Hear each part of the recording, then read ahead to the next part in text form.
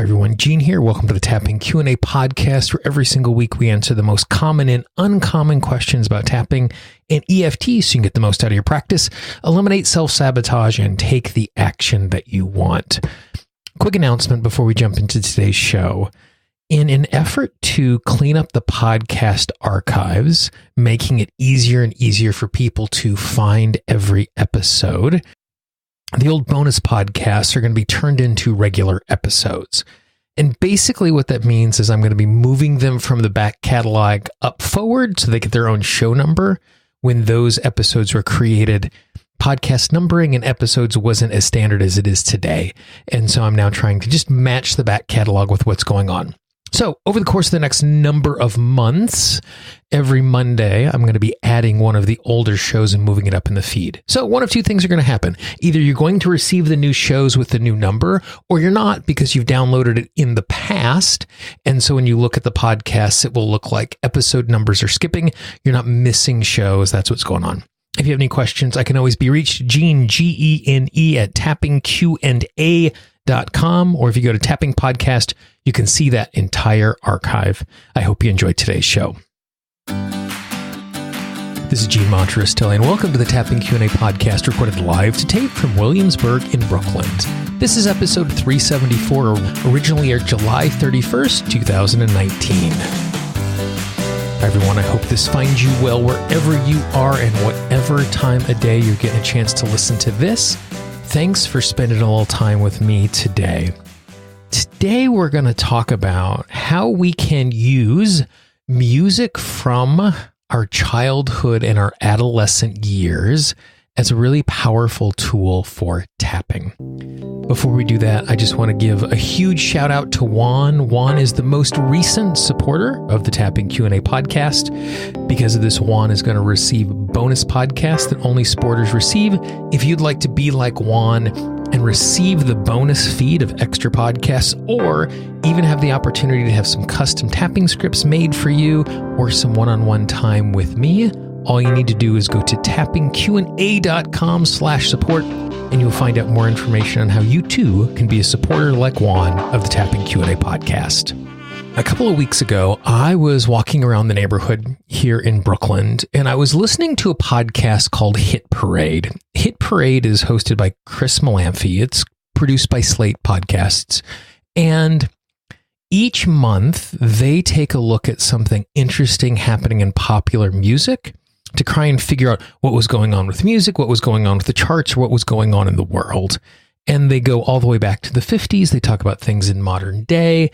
It's a really well done and well-researched podcast. And one of the more recent episodes, they were talking about artists who had successful careers as solo artists after leaving the group, and then returning to the group to have success with the group as well. Because most of the time when people leave a group, they never come back, or their solo stuff isn't as successful as the group. And so what they were doing was, Chris was talking about Genesis and Peter Gabriel and Mike Rutherford and Phil Collins and their solo careers and their group career. And as the show was unfolding, in the background, different songs of Phil Collins were sprinkled in and out. On a couple of occasions, as these songs started, there was this immediate tightening and seizing in the center of my chest. And just like that, I was dropped back into my parents' basement in my teenage years. Because music has this really interesting way of creating sense memories that are super emotional. And they've done a number of research studies on this, where they will pair music and pictures that are incongruent with each other to see what the emotional response is. Like they'll play whimsical music over something really horrific in the picture. Or they'll show a really funny picture, but play really heavy music over the top. And in almost every instance, when this happens, the way we interpret the image is informed by the music. So the music becomes the primary driver of our sense experience, and it informs everything else. And last week in podcast 373, we talked about all of the emotional and biochemical turmoil that is going on in the teenage years as the adolescent brain turns into the adult brain. And so the music from that time period has a number of really interesting things going on all at once. First of all, it is the time in our lives where we're listening to the most music. Secondly, it's the time in our lives where we're listening to the most new music, where we're more in tune with what is going on in pop culture. Me now, as a 45-year-old, I went and listened to the Hot 100 last week just out of curiosity, and I didn't recognize 80% of the songs because I'm disconnected from what young people are listening to today. The third thing, like I mentioned, is we are in such an emotional strife just because of what is going on in our lives at that particular point. So we combine listening to lots of music, being in touch with what is popular, and having all of this emotion going on at the exact same time. It makes so much sense that the music from our childhood would have so much emotional resonance and an opportunity for us to use that emotional resonance to clear the issues that were hanging around in our lives at that particular moment in our lives. And so this is a tool that I have used for years with my clients, and I realized I had never shared it on the podcast. So what I'd like to share with you is a really simple way for you to find emotion to tap on without having to know the words. So basically, all you're going to have to do, I use Spotify, but you can use YouTube. You can just do a normal Google search and then look for songs. But what I do is the first step is I open up Spotify. And even if you don't have a Spotify pay account, you can still listen to music on there for free. What I do is in the search bar, I type in Billboard Hot 100 and then the year. So for me, I was born in 1974. So my teenage years, 13, 14, 15, 16, are 1987, 1988, 1989, and 1990. So what I do is type Billboard Hot 100 for 1987. And people have put together various playlists of music at that time. So the way I then proceed after finding the songs is I just hit shuffle. So the music starts playing. And I personally am a big fan of like not looking at the song list and seeing what's coming next so the music can surprise me. And so as the music starts to play, what I do is I simply just start moving from tapping point to tapping point as the emotions arise while I'm doing it. Now, there's a couple of different versions. I guess there's two ways that I use this tool. Okay. So the first way I do it is I just hit play, it starts shuffling, the song goes, and I tap. The song goes and I tap, and I just let the music run for about 60 seconds as I'm moving from tapping point to tapping point to tapping point. Then after about 60 seconds, I just hit the advance button and I go on to the next song. And I do that song for another 60 seconds and I hit advance and I go on to the next song. Now, it doesn't have to be exactly 60 seconds. And if a song comes up that has no emotional resonance with you at all, you can just move on to the next song, because even though it's the top 100, there might be songs that you have no connection to at all. And this idea of connection has nothing to do with whether or not we like the song, because there are songs from these time periods that I wouldn't say are my favorite, but because they were played so much, they were constantly in the air when I was that age, they're still imprinted with that time period. So this isn't about your preference of the song. This is about how the song resonates with you as it plays.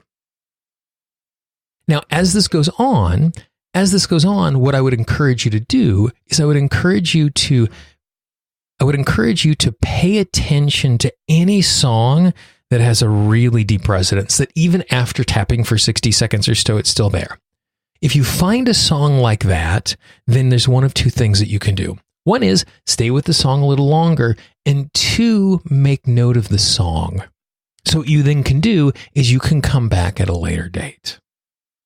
The second version of this is doing it exactly like I described before, but this time as it happens, if there is anything that comes to mind, a memory or something like that we can use our tapping tool set on, on a piece of paper, capture what those moments are, capture what those memories are, so that when the music stops, what you can then do is you have a list of things that obviously have a deep emotional well.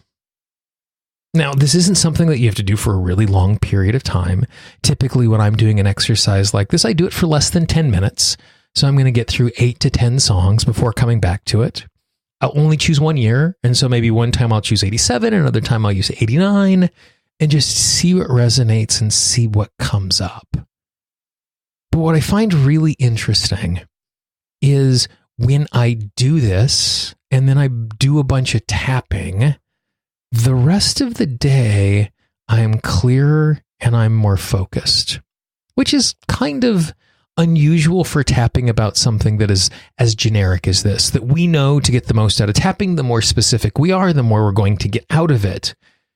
But because, at least this is my theory, that the well of emotion is so deep from this particular point in our lives, and it shows up over and over again in subconscious ways, this is just a really clean, fun way to clear it. So give it a try. I would love to hear what your experience is. Drop me a note, Gene, Gene at tappingqa.com. I'd also like to hear, what was that one song that really gave you the emotions, that gave you all the feels? Because that's what happens. As we'll hear, this is oftentimes it's not a single emotion, but it's this constellation of stuff that just comes running at us all at once. And as we tap, it starts to diminish and we can recognize the individual emotions. But I'd love to hear, again, what your experience is and the songs that really, really had that great emotional charge for you. This is a really fun way to introduce tapping to other people in your life because it's such a innocuous way. We're not making you think of a past trauma. We're not making you spell out in details what's going on, but it's a really fun way where they can feel the emotion, you can do some tapping, and they can feel better, which will encourage them to do it again. So if there's someone in your life who you think would use this, please be our ambassador, pass this along. Again, our marketing budget is your word of mouth, and there are people who are going to hear this not because I created it, but because you shared it with them. And the healthier the people around you are, the healthier our world is, the healthier you are going to be. And so it's an opportunity for us to keep paying this forward. So if there's someone in your life who you know could use this, please say the word, pass it along. For the Tapping Q&A podcast, this is Gene Montrestelli. I hope you have a great day, and I will talk to you real soon. Bye-bye. The Tapping Q&A podcast is copyright Gene Montrestelli, Tapping Q&A 2016. All views expressed by guests are those of the guests and not necessarily of Gene Montrestelli or Tapping Q&A.